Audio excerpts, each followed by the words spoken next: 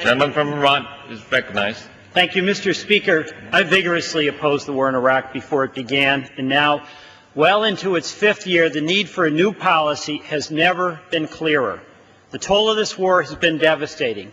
More than 3,600 of our most courageous men and women killed. Tens of thousands seriously wounded. The toll on civilians much higher still.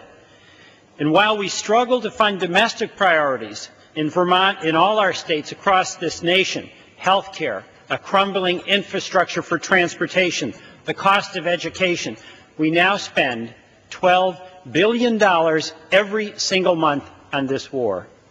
From last November's elections to public opinion polls to the comments I hear from Vermonters every single day, the voice of the American people is loud, it's clear.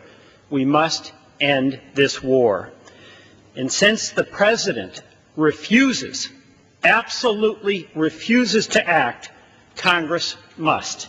Since the President refuses, Congress must make it clear that the United States will not maintain permanent military bases in Iraq. Since the President refuses, Congress must denounce the use of torture and must finally close Guantanamo Bay.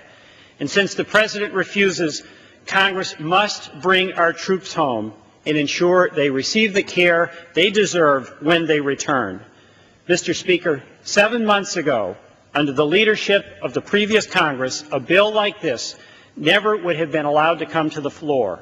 And now, 7 months later, today, there's an emerging bipartisan consensus that the President must be forced to change his course. And by passing this bill today, Congress will demonstrate with the force of law what the American people well know. It's time to end the war in Iraq. I co-sponsored and voted in favor of legislation offered by my colleague, Mr. McGovern in Massachusetts, that called for redeployment of our troops from Iraq within 6 months. And I voted against additional funds for the war without a timeline, and co-sponsored legislation that would close Guantanamo Bay, outlaw torture, defend the right of habeas corpus, and prohibit the establishment of permanent military bases. At the end of the day, Americans know that no action in the House of Representatives is enough until all of our troops are returned home. This bill provides a starting point for progress towards realizing that goal. Until our troops are home, I will not stop.